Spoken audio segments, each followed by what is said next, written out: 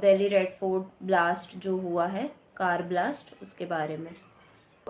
ये जो घटना थी वो दिल्ली के लाल किला जो मेट्रो स्टेशन है उसके पास जो सुभाष मार्ग था, ये वहां पर हुई थी। शाम का टाइम था, 6:42 के आसपास हो रहा था और उसी टाइम पे एक Hyundai i20 में ब्लास्ट हो गया और शांत शाम अचानक ही भाग दौड़ और चीखों में बदल गई थी। और आसपास के लोग जो है वो अपनी जान बचाने के लिए गाड़ियों में और ई रिक्शाज में मतलब भागने लगे। और उस गाड़ी के साथ साथ, Hyundai गाड़ी के साथ साथ 6 ई रिक्शा और एक ऑटो रिक्शा वो भी ब्लास्ट की लपेट में आए हैं। और सड़क पर मची अफरा तफरी ने दिल्ली को एक बार फिर से हिला दिया। तो ये इंसिडेंट हुआ था basically. This is a brief of the incident कि कल हुआ क्या था। अब हम बात करते हैं कि जो गवाह थे, जो वहां मौजूद थे उस इंसिडेंट के दौरान, उनकी नजर से उन्होंने क्या देखा। डर और विनाश का दृश्य। ऑटो ड्राइवर जो था जीशान, जो खुद घायल हुआ है, वो कहते हैं कार मेरे सामने 2 फीट दूर थी, अचानक धमाका हुआ, सब कुछ अंधेरा हो गया। एक लोकल दुकानदार बताता है 3 बार गिरा ब्लास्ट के झटके से, लगा सब खत्म हो गया। चांदनी चौक ट्रेडर्स एसोसिएशन के अध्यक्ष संजय भार्गव ने कहा, हमारी बिल्डिंग की खिड़कियां कांप गई थीं, जबकि वो 800 मीटर दूर थीं। ये सब गवाहों की आंखों से देखा गया डर और तबाही का सच है। तो ये कुछ हमने वहाँ के जो विक्टिम्स थे, जो उस घटना के दौरान वहाँ पे मौजूद थे, वहाँ के आसपास के लोग, वहाँ की बिल्डिंग्स के जो लोग थे, तो ये उनका बयान था कि एक तो ऑटो ड्राइवर का ही बयान आया, जीशान, जो इस इंसिडेंट में घायल हुआ है, कि वो कार उनसे 2 फीट दूर थी। जो Hyundai i20 जिसमें ब्लास्ट हुआ, वो उनसे 2 फीट दूर थी और उसमें एकदम अचानक से इतना बड़ा धमाका हुआ कि सब कुछ अंधेरा हो गया था। और एक बिल्डिंग थी, चांदनी चौक ट्रेडर्स एसोसिएशन के अध्यक्ष ये बताते हैं कि जो हमारी बिल्डिंग थी, वहां की जो खिड़कियां थी वो तक मतलब शेक कर गई थी, वो तक कांप गई थी, इतना बड़ा ये धमाका हुआ था। तो ये सब कुछ गवाहों की नजर से देखा गया ये इंसिडेंट है। अब बात करते हैं इस मामले की तुरंत कार्यवाही के बारे में। पुलिस, फायर ब्रिगेड और एजेंसीज की तेजी। राइट, 7 बजे से पहले ही दिल्ली फायर सर्विस को कॉल मिली, 7 फायर टेंडर्स भेजे गए और 7:29 बजे तक आग पर नियंत्रण पा लिया गया। तो अराउंड साढ़े मतलब 6:52 के आसपास ही कार ब्लास्ट हुआ। तो तभी Delhi fire service, fire brigade को और पुलिस को बुला लिया गया था और 7:30 बजे के आसपास ये जो पूरी आग है उसको बुझा दिया गया था। और दिल्ली पुलिस कमिश्नर सतीश गोलचा है, उन्होंने ये बताया कि एक स्लो मूविंग व्हीकल सिग्नल पर रुकी थी, तभी धमाका हुआ, कोई क्रेटर अभी तक नहीं मिला है। ये जो घटना हुई है ये सिग्नल के पास हुई है, सिग्नल के पास वो गाड़ी खड़ी हुई और अचानक ही उसमें धमाका हुआ और अभी तक उनको कोई भी क्रेटर मिला नहीं है। राइट, फॉरेंसिक, एनएसजी, एनआईए और स्पेशल सेल की टीम ने साइट को सील करके इन्वेस्टिगेशन शुरू करी। घायल लोगों को लोक नायक जयप्रकाश हॉस्पिटल भेजा गया और होम मिनिस्ट्री ने इमरजेंसी कंट्रोल संभाला। तो ये सारी चीजें घटना के बाद की मैं आपको बता रही हूँ कि घटना के बाद क्या हुआ, घटना के बाद कब पुलिस आई, कब फायर ब्रिगेड आई, कब उन्होंने आग पर नियंत्रण पा लिया और जो घायल हुए लोग हैं उनको लोक नायक जयप्रकाश हॉस्पिटल में जल्द से जल्द एडमिट करा गया और होम मिनिस्ट्री जो है उन्होंने वहां का इमरजेंसी कंट्रोल संभाला। राइट, अब जांच का पहला मोड था, ब्लास्ट का सोर्स क्या था। जब जांच की जो सबसे पहली इन्वेस्टिगेशन आती है वो ये आती है कि ब्लास्ट का सोर्स क्या था, कहाँ से ये ब्लास्ट हुआ था। अब सबसे पहले हम बात करते हैं जो ब्लास्ट है उसका सोर्स क्या था। राइट, फॉरेंसिक एक्सपर्ट्स के मुताबिक साइट पर कोई बड़ा क्रेटर नहीं मिला। इससे लगता है कि ये मीडियम पावर आईडी हो सकता है। ब्लास्ट कार के रियर सेक्शन से हुआ था, जिसमें मौजूद 2-3 लोग जलकर मर गए हैं। कुछ एक्सपर्ट्स कहते हैं कि ब्लास्ट एक्सीडेंटल इग्निशन भी हो सकता है, पर टेरर एंगल लाइकली बट मतलब अनकन्फर्म्ड है। मतलब अभी टेररिक अटैक का हो सकता है, it can be, it might be possible, but कुछ अभी तक कंफर्म नहीं है, इट इज अनकंफर्म्ड। तो अभी तक कुछ कंफर्म नहीं है कि ये टेररिक अटैक ही है या नहीं है। कुछ लोग ये कह रहे हैं कि ये जो है ये मीडियम पावर आईडी भी हो सकता है, और क्योंकि ये मतलब जो कार का रियर सेक्शन था वहां पर हुआ था, तो उसकी वजह से जो कार में बैठे हुए 2-3 लोग थे, जो Hyundai i20 में ब्लास्ट हुआ उसमें बैठे हुए 2-3 लोग थे, वो तो उसी टाइम जलकर मर गए थे इस इंसिडेंट के बाद। सो हाँ, अभी तक जो टेररिक अटैक वाला एंगल है वो स्लाइटली अनकन्फर्म्ड है, अभी इन्वेस्टिगेशन चल रही है। इन्वेस्टिगेशन होने के बाद इस नतीजे पे पहुंचा जाएगा कि हाँ ये सच में टेररिक अटैक है, या ये कुछ इग्निशन या इंजन ब्लास्ट या फिर ऐसा कुछ मामला है, तो इसका अभी पता लगाया नहीं गया है।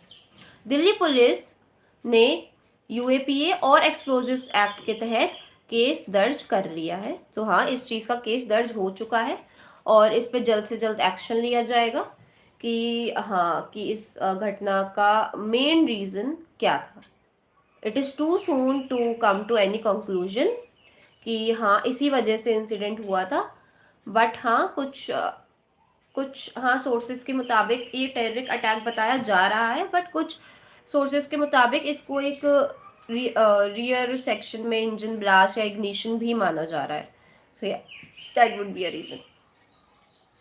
अब हम जानते हैं इस घटना का जो बैकग्राउंड है, इस घटना का थोड़ा बैकग्राउंड जानते हैं कि अब इसका जो इसका बैकग्राउंड है ना इस केस का, तो वो फरीदाबाद से जुड़ता सुराग, फरीदाबाद से थोड़ा इसका सुराग जुड़ता है। ब्लास्ट के कुछ घंटे पहले फरीदाबाद में पुलिस ने 2900 kilo explosive making chemicals, ammonium nitrate, guns और टाइमर सर्किट्स बरामद किए थे। मतलब ये जो ब्लास्ट हुआ है दिल्ली में, इससे कुछ घंटे पहले फरीदाबाद से इसका लिंक थोड़ा जोड़ा जा रहा है इस इंसिडेंट का, क्योंकि पुलिस को इस घटना के कुछ घंटे पहले फरीदाबाद से 2900 किलो एक्सप्लोजिव मेकिंग केमिकल्स मिले थे, बरामद हुए थे उनको। तो इससे इस घटना से उस घटना का लिंक जोड़ा जा रहा है कि may be it might be possible कि हाँ उससे थोड़ा लिंक हो इसका। तो हाँ अभी कुछ भी कंफर्म नहीं है, they are just stating some facts कि हाँ दे आर मेकिंग इन्वेस्टिगेशन, और अभी तक इस मामले में कुछ भी श्योरिटी नहीं आई है कि हाँ श्योरली इस वजह से ये हुआ है, राइट। ये मटेरियल्स 2 डॉक्टर्स के पास से मिला जो जैश ए मोहम्मद और अंसार गजवातुल हिंद से लिंक्ड बताए जा रहे हैं। सो ये जो मटेरियल है ये उन्हें 2 डॉक्टर्स के पास से मिला है, राइट। तो ये जो फरीदाबाद वाला इंसिडेंट था, तो इसको काफी ज्यादा इस वाले इंसिडेंट से लिंक किया जा रहा है, क्योंकि वहां पर भी एक्सप्लोजिव केमिकल्स मिले थे, और ये जो दिल्ली में ब्लास्ट हुआ ये भी it might be possible because of the chemical ignition, right. अब एक सीनियर सोर्स का कहना है कि टेरर एंगल प्रोबेबल है, पर ड्यू डिलीजेंस के बिना कुछ फाइनल नहीं किया जा सकता है। हाँ, अशोक खारे कह रहे फरीदाबाद और जम्मू से जोड़ा जा रहा है। हाँ, तो फरीदाबाद से तो जाहिर सी बात है क्योंकि कुछ घंटों पहले उन्हें बरामद हुए थे वो चीज़, केमिकल एक्सप्लोजिव्स, तो हाँ उससे डायरेक्ट कनेक्शन इसका हो सकता है। और वहाँ का एक सीनियर सोर्स है वो ये भी कहता है कि जो टेरर एंगल है उसकी प्रोबेबिलिटी हो सकती है कि हाँ टेरर अटैक हुआ है, बट अभी इस बात की कोई भी फाइनल कंक्लूजन पे हम नहीं पहुंच सकते इस पे, राइट। अब हम बात करते हैं पॉलिटिकल और राष्ट्रीय प्रतिक्रिया क्या है, right. Home minister Amit Shah ने साइट पर जाकर कहा एनएसजी, एनआईए, स्पेशल सेल और एफएसएल की टीम्स हर एंगल से प्रॉब कर रही है, पब्लिक को सही समय पर जानकारी दी जाएगी, राइट। तो ये होम मिनिस्टर अमित शाह का ये बयान था कि अभी इस जो ये केस है इसकी हर एंगल से जांच चल रही है और जल्द ही समय पर इस केस की जानकारी जनता को दी जाएगी। और प्राइम मिनिस्टर नरेंद्र मोदी जी ने सिचुएशन पर नजर बनाए रखते हुए एजेंसीज को जीरो टॉलरेंस पॉलिसी के तहत काम करने का निर्देश दिया है। दिल्ली, एनसीआर, यूपी और महाराष्ट्र में हाई अलर्ट जारी कर दिया है। सभी पब्लिक और रिलीजियस जगहों पर सिक्योरिटी, फ्रिस्किंग और सीसीटीवी सर्वेलियंस बढ़ा दिया गया है। है। प्राइम मिनिस्टर नरेंद्र मोदी हैं, उन्होंने भी काफ़ी सारे अपने बयान दिए हैं और इस सिचुएशन पर नज़र रखते हुए उन्होंने ये कहा है कि एजेंसीज जो है सारी वो ज़ीरो टॉलरेंस पॉलिसी के तहत काम करेंगी और दिल्ली, एनसीआर, यूपी और महाराष्ट्र में सभी जगह पर हाई अलर्ट जारी कर दिया गया है और सभी पब्लिक और रिलीजियस प्लेसेस पर सीसीटीवी सर्वेलियंस बढ़ा दिया गया है। राइट। अब इमोशनल इम्पैक्ट, इस ये जो घटना है इससे क्या इमोशनल इम्पैक्ट पड़ा है दिल्ली की और हमारी अ, भारत की जनता पे। राइट। दिल्ली की आत्मा पर हमला। रेड फोर्ट जो भारत की आज़ादी और विरासत का प्रतीक है, उसके पास ब्लास्ट ने लोगों का दिल हिला दिया है। सोशल मीडिया पर वायरल वीडियोस में जलती गाड़ियां, चीखते लोग और इमरजेंसी सायरन्स दिख रहे हैं। नागरिकों में सवाल उठ रहे हैं, दिल्ली जैसे सुरक्षित जोन में इतना बड़ा ब्लास्ट कैसे हुआ। ये घटना न केवल एक अटैक थी बल्कि सुरक्षा और भरोसे पर प्रश्न भी उठाती है। राइट। तो इससे ये जो इंसिडेंट है उससे लोगों के दिलो दिमाग पे काफी ज्यादा असर हुआ है। वो ये कह रहे हैं कि जो रेड फोर्ट है वो एक आजादी और विरासत का प्रतीक माना जाता है, उसके पास ऐसा केस होना, ऐसा ब्लास्ट होना बिल्कुल भी एक्सपेक्टेड नहीं था, बहुत ज्यादा अनएक्सपेक्टेड था। और जो सोशल मीडिया पे और न्यूज़ चैनल्स पे जलती गाड़ियां दिखाई जा रही हैं, हर तरफ धुआं है और चीखते लोग, पीड़ित लोग, उन सबको देख करके दिल्ली की जो रूह है वो कांप गई है। सो या इससे काफ़ी ज़्यादा इमोशनल इम्पैक्ट जो है वो दिल्ली की और हमारी पूरे देश की जनता पे पड़ा है कि दिल्ली में ना रहते हुए भी लोग इस बात को फील कर पा रहे हैं कि इस घटना ने कितना ज़्यादा नुकसान करा है हमारे देश के लिए। अब हम बात करते हैं, जांच अभी जारी है, रहस्य की दिशा।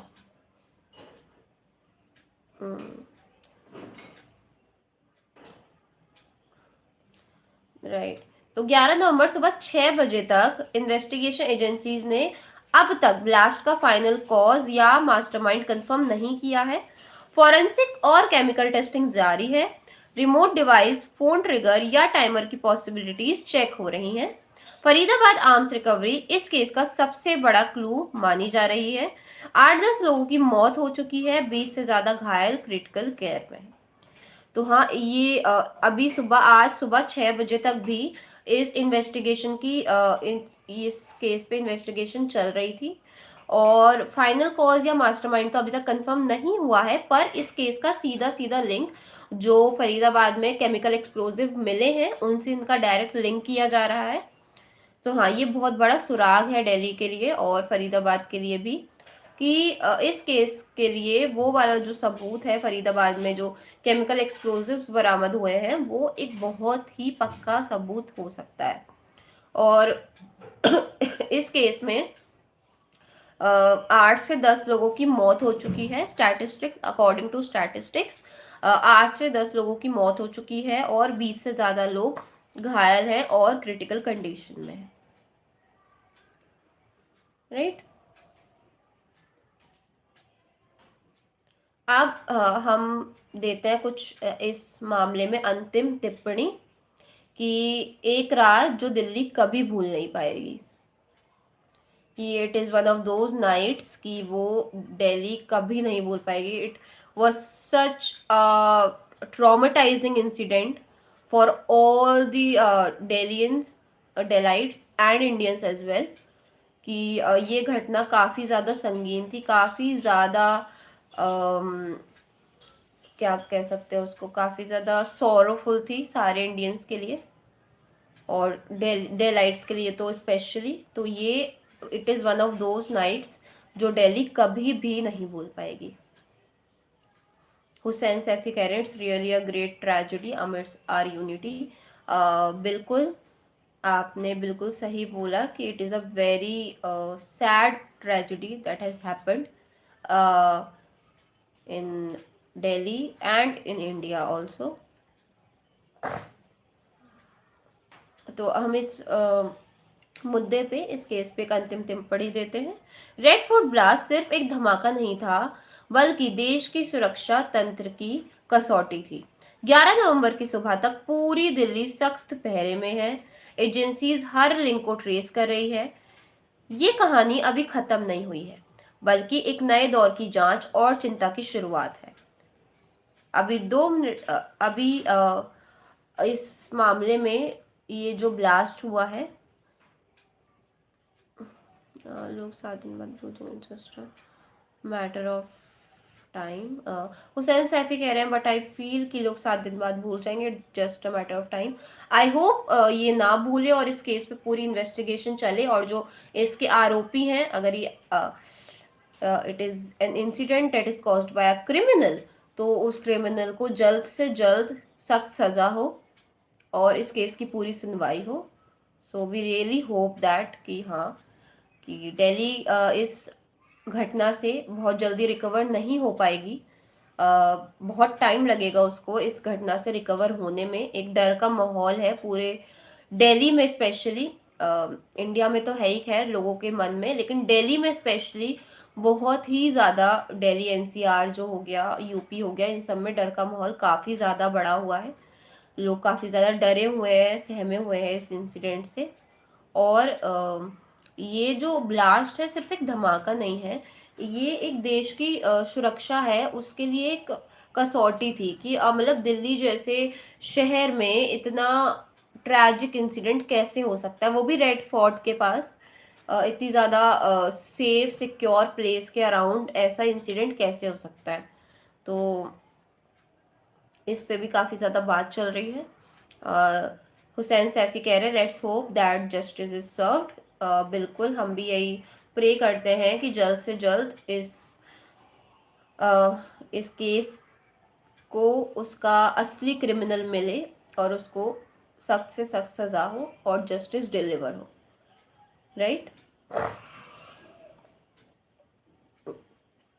अब अब मैं आपके ओपिनियंस, अब मैंने तो इस केस की पूरी आपको इन्वेस्टिगेशन जो हुई और इस केस में क्या क्या हुआ क्या क्या नहीं हुआ वो मैंने आप सबको बताया। और जस्ट मैं अभी एक क्विक आपको ब्रीफ दे देती हूँ जो भी हमने अभी बात करी थी उसका। अम, हाँ, तो अभी मैं आपको ये जो पूरा इंसिडेंट हुआ है इसका ब्रीफ एक बता देती हूँ। दिल्ली में 10 नवंबर को 6:52 के अराउंड एक Hyundai i20 कार में रेड फोर्ट मेट्रो स्टेशन के पास एक सिग्नल पे Hyundai i20 कार में ये ब्लास्ट हुआ, और इस ब्लास्ट ने लोगों को हिलाकर रख दिया था। इसमें 10 से ज़्यादा लोगों की मौत हुई और 20 से ज़्यादा लोग क्रिटिकली इंजर्ड हैं, उनको हॉस्पिटल में एडमिट करा गया है। और माना जा रहा है इस केस का लिंक फरीदाबाद में कुछ केमिकल एक्सप्लोजिव्स पाए गए थे इसी घटना से कुछ घंटों पहले। फरीदाबाद में कुछ केमिकल एक्सप्लोजिव्स पाए गए थे, उस घटना से, उस केस से इस केस का पूरा पूरा लिंक जोड़ा जा रहा है कि may be it is because of that. और काफ़ी लोगों ने शोक जताया है, और हमारे पीएम मोदी जी ने भी इस पे कमेंट करा है कि नो टॉलरेंस पॉलिसी के थ्रू इस केस पे जांच चलेगी और जल्द से जल्द क्रिमिनल का पता लगाया जाएगा। तो हाँ, ये थोड़ा सा मैंने आपको ब्रीफ दिया इस पूरे केस का कि इस केस में क्या हुआ और कितने लोगों की इसमें अपनी जान गई। और हाँ, एक और चीज़, इस Hyundai i20 कार में जो ब्लास्ट हुआ उसमें 2 से 3 लोग थे, उनकी तो मौके पे ही जलकर मौत हो गई थी। सो हाँ, ये थोड़ा सा ब्रीफ मैंने आपको दिया इस पूरे इंसिडेंट का कि इसमें क्या हुआ क्या नहीं हुआ। अब मैं आप लोगों से थोड़े बहुत सवाल करना चाहूँगी कि आपका इस केस को लेकर के क्या ओपिनियन था, या इसी केस से थोड़ा सा रिलेटेड हम थोड़ा सा इंटरेक्टिव सेशन करते हैं, थोड़े से क्वेश्चन आंसर्स करते हैं, ओके। सबसे पहला सवाल मेरा आपसे है कि आपके हिसाब से दिल्ली जैसे हाई सिक्योरिटी जोन में रेड फोर्ट के पास ब्लास्ट कैसे संभव है। जैसे मैंने आपको अभी बताया कि रेड फोर्ट एक आज़ादी और विरासत का प्रतीक माना जाता है, तो आपकी नज़र में, आपके हिसाब से दिल्ली जैसे हाई सिक्योरिटी एरिया में रेड फोर्ट के पास ऐसा जो ब्लास्ट हुआ वो कैसे संभव है। मेरा सवाल आपसे ये है कि आपके हिसाब से दिल्ली दिल्ली जैसे हाई सिक्योरिटी एरिया में, हाई सिक्योरिटी सिटी में ऐसा, और वो भी रेड फोर्ट के पास, ऐसा इंसिडेंट होना कैसे संभव है।